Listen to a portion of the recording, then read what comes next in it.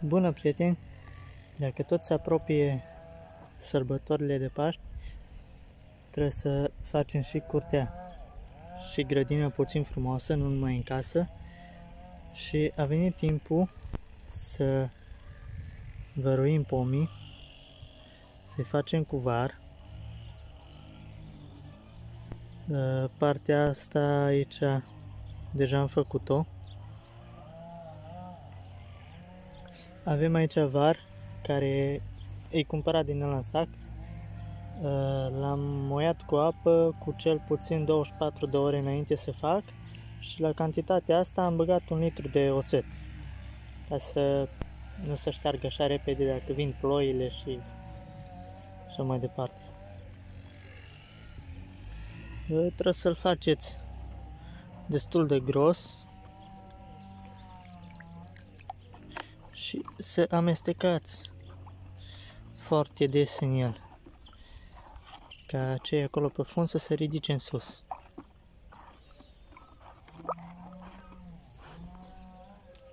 Așa că mai am încă partea asta și acolo tot. Așa că vă las puțin să vedeți cum se văruiesc.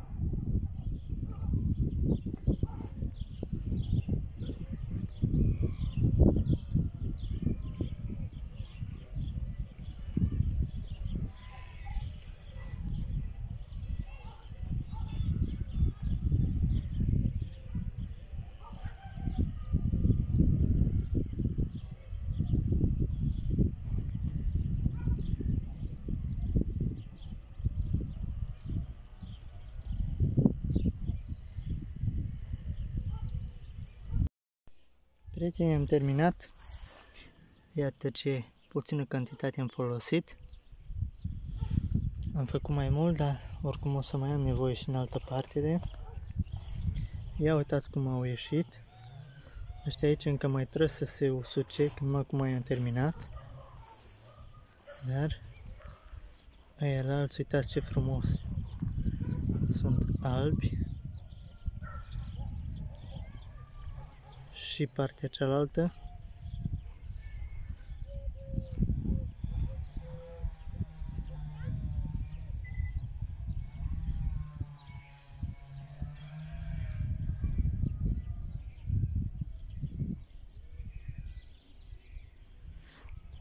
Ar trebui să dau și iarba de aici, să fac tot frumos, dar o să o las, nu o să dau cu firul, o să dau cu coasa, să le dau la capre.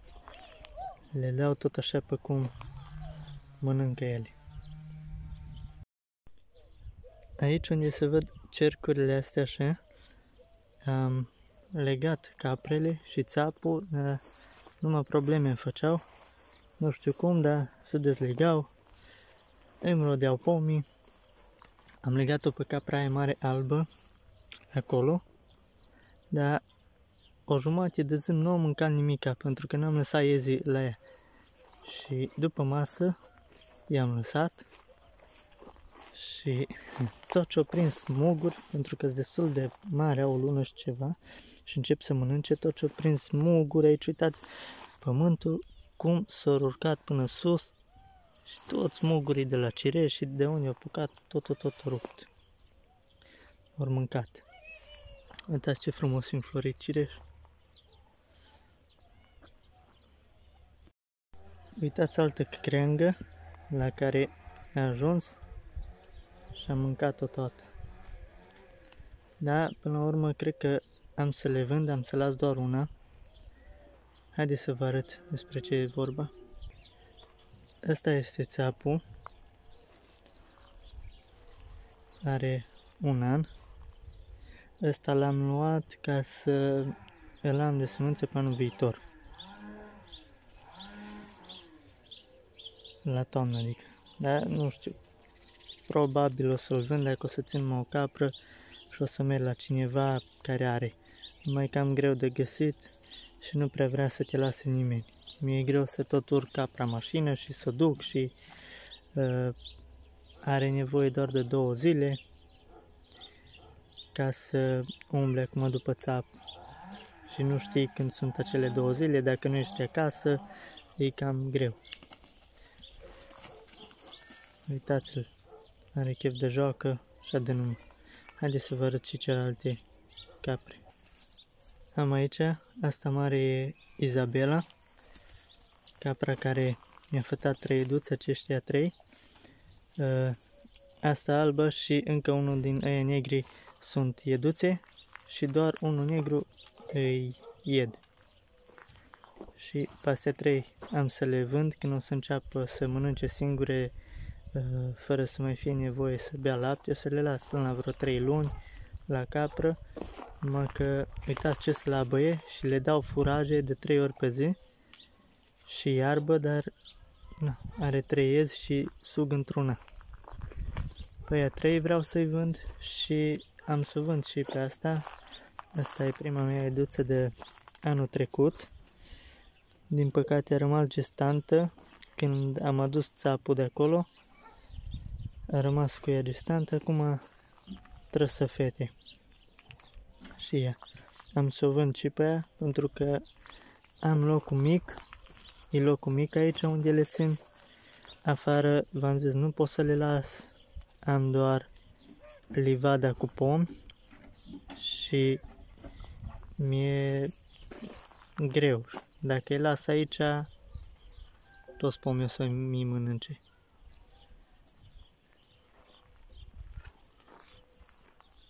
Asta e, lor le trebuie loc unde să meargă să mănânce crengi, așa că am să o țin doar pe aceea albă pentru lapte, să avem lapte.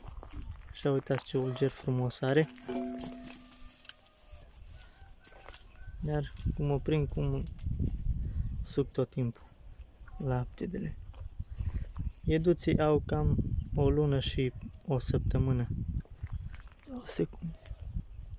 Uitați ce frumos sunt. Și deja încep și ei să mănânce furaje și iarbă și mugurii de la pom. Bine, cam asta a fost și cu văruitul pomilor și puține informații despre capre.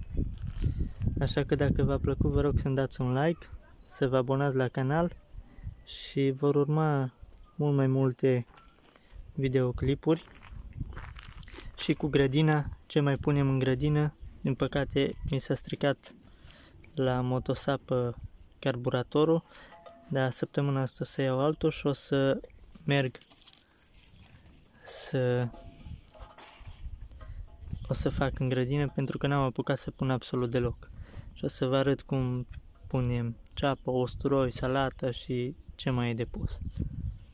Așa că vă mulțumesc că v-ați uitat la acest video și nu uitați să vă abonați la canal și să-mi dați un like și un comentariu. Vă mulțumesc!